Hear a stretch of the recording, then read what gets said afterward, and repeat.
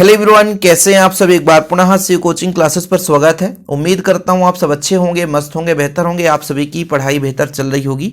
बच्चों, class 12 physics NCERT में आज हम बात करेंगे चालक, विद्युत रोधी और अर्धचालक में अंतर।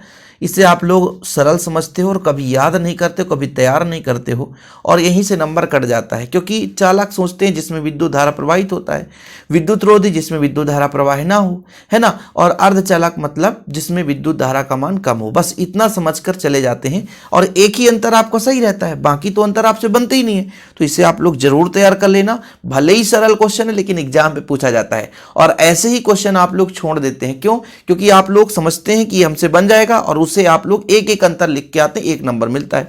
तो मिनिमम 3 अंतर तो पूछा ही जाएगा बच्चों। तो चालक आप सबको पता है कि जिसमें विद्युत धारा सुगमता पूर्वक प्रवाहित हो।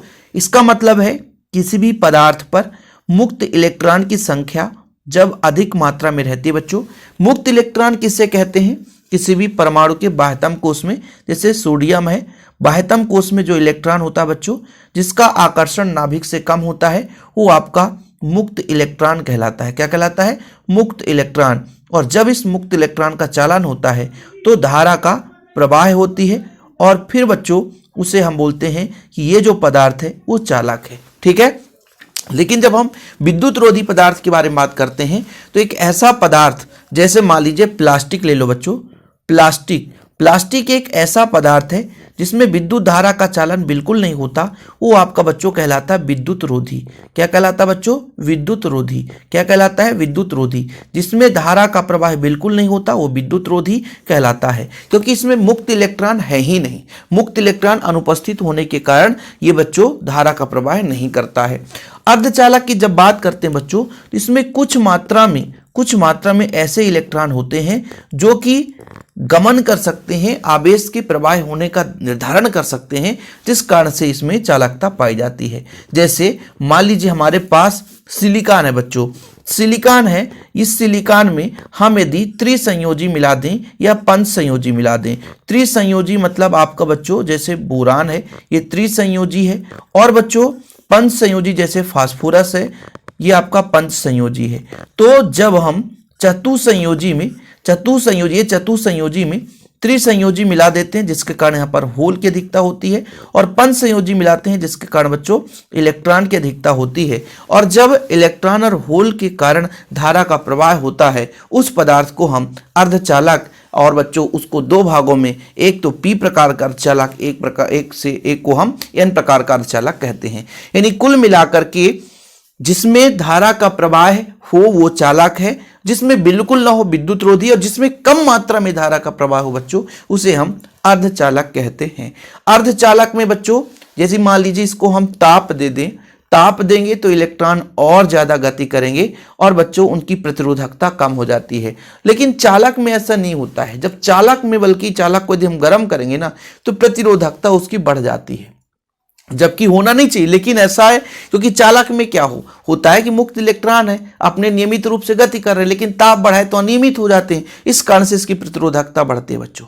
ठीक है। लेकिन जब हम अर्धचालक की बात करते हैं तो इसमें वैसे भी इलेक्ट्रॉन और होल कम होते हैं, और जब इसको हम गर्म करते हैं तो मुक्त इलेक्ट्रॉन की संख्या बढ़ती है और ज्यादा मात्रा में धारा प्रवाहित होती है। लेकिन यदि हम विद्युत रोधी पदार्थ की बारे में बात करें तो इसमें ताप का कोई प्रभाव ही नहीं पड़ता है। ताप आप चाहे उसको गर्म करो चाहे ना करो, प्लास्टिक को गर्म कर दोगे फिर भी उसमें विद्युत धारा का प्रवाह नहीं होगा। लेकिन सिलिका को यदि आप गर्म कर दोगे, सिलिका SI जिसे बोलते हैं बच्चों, परमाणु क्रमांक 14 होता है, इसको गर्म करेंगे तो इसमें मुक्त इलेक्ट्रॉन पाए जाने लग जाते हैं। जैसे आपका अर्धचालक भी दो प्रकार से मुख्य रूप से होता है, एक नैज अर्धचालक और एक अपद्रव्यी। नैज में किसी प्रकार से कोई अर्धचालक नहीं मिलाते हैं, जैसे सिलिका बच्चों आपका नैज अर्धचालक है, ये अपने परमाणु के साथ बंध बनाकर जुड़ा रहता है। लेकिन जब उसको गर्म करते हैं तो इसमें इलेक्ट्रॉन मुक्त होते हैं, फलस्वरूप चालन होने लगता है, यानी इलेक्ट्रॉन प्रवाह होगा तो विद्युत धारा बहने लग जाती है बच्चों। ठीक है। तो अर्धचालक में ताप का प्रभाव पड़ता है और विद्युत रोधी में किसी प्रकार से ताप का प्रभाव नहीं पड़ता। अब जो चालक है बच्चों, इसमें विद्युत धारा कैसे बहता है? तो इलेक्ट्रॉन के कारण, इसमें इलेक्ट्रॉन के कारण चालन होता है। लेकिन विद्युत रोधी में तो कोई आवेश ही नहीं रहता। और अर्धचालक में जो आवेश वाहक है बच्चों, इलेक्ट्रॉन और होल। क्यों? क्योंकि जब हम चतुसंयोजी में त्रिसंयोजी मिलाते हैं तो वहां पर होल रहता है, और जब चतुसंयोजी में पंच संयोजी मिलाते हैं तो वो वहां पे इलेक्ट्रॉन रहता है बच्चों। तो हम त्रिसंयोजी और पंच संयोजी जब मिलाते हैं तो होल और इलेक्ट्रॉन के कारण उसमें धारा का प्रवाह होता है बच्चों। ठीक है, इसके बाद चालक में देखते हैं कि अशुद्धियां मिलाने पर इसकी विद्युत चालकता कम हो जाती है। यदि चालक में अशुद्धि मिला देंगे चालकता कम होगी, लेकिन बच्चों अर्धचालक अशुद्धियां मिलाने से ही चालकता बढ़ती है। हमने कहा कि सिलिकॉन शुद्ध है, बोरान अशुद्धि मिला दो, है ना, फास्फोरस अशुद्धि मिला दो तो उसकी चालकता बढ़ जाती है। ये बहुत बार ऑब्जेक्टिव क्वेश्चन पूछा गया है कि इनमें संयोजकता बैंड और चालन बैंड में ऊर्जा अंतराल शून्य या बहुत कम होता है ना, और इसमें बच्चों ऊर्जा अंतराल बहुत अधिक होता है, और जो आपका अर्धचालक है इसका ऊर्जा अंतराल 3 इलेक्ट्रॉन वोल्ट से कम होता है। कितना बच्चों? 3 इलेक्ट्रॉन वोल्ट से कम होता है। कितना होता है? 3 इलेक्ट्रॉन वोल्ट से कम होता है। किसमें? अर्धचालक में। ठीक है, अब ये चालन बैंड क्या है, संयोजकता बैंड क्या है, इस पर मैं ऑलरेडी वीडियो बनाया हूं, आप लोगों को पता होगा। जैसे मान लीजिए आप सब जानते हैं कि हमारे पास कोई परमाणु है बच्चों, परमाणु के बाह्यतम कोश में इलेक्ट्रॉन है। इलेक्ट्रॉन जब एक पदार्थ दूसरे पदार्थ से जुड़ता है, यानी उसके परमाणु आपस में जुड़ते हैं, तो इलेक्ट्रॉन संयोग करते हैं। तो चालन बैंड का मतलब होता है जिसकी ऊर्जा बहुत उच्च होती है और बाह्यतम कोश में इलेक्ट्रॉन होते हैं जो गति कर सकते हैं, है ना, जिसमें अल्प इलेक्ट्रॉन भरे रहते हैं बच्चों, चालन बैंड होता है। लेकिन जिसमें या तो पूर्ण रूप से भरे हो या आंशिक भरे हो, वो आपका संयोजकता बैंड कहलाता है। तो ये आप लोगों को मैंने बढ़िया बताया था और उम्मीद करता हूँ वो आप लोग जानते होंगे। जैसे बैंड होता है बच्चों, जैसे आप लोग परमाणु है, परमाणु के कोषों में इलेक्ट्रॉन पाए जाते हैं, उनमें ऊर्जा स्तर रहता है, ऊर्जा स्तर को आरेख के रूप में दर्शाते हैं, उन आरेख का समूह आपका बैंड कहलाता है।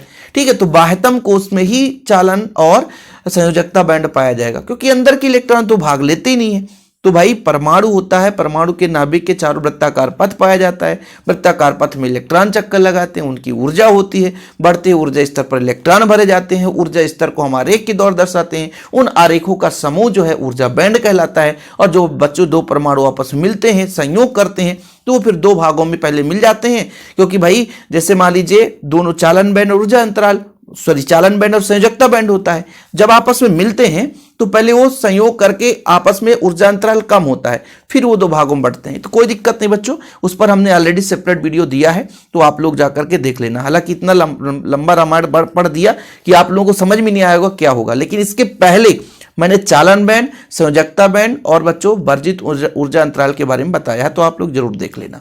ठीक है, एग्जाम्पल देख लो आप लोग कि धातु, मानव शरीर, ये सब क्या है बच्चों, इसमें विद्युत धारा का प्रवाह होता है, चालन होता है। लेकिन कांच, लकड़ी, प्लास्टिक, इनमें विद्युत धारा प्रवाह बिल्कुल नहीं होता।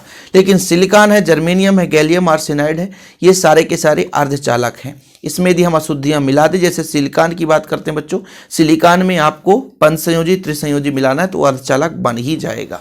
इसे तैयार कर लेना। थोड़ा सा बच्चों ये लंबा हो चुका है, हालांकि 5 मिनट से ज़्यादा नहीं होना चाहिए, 5 अंतर है। आप लोग इसे तैयार कर लेना, नोट कर लेना।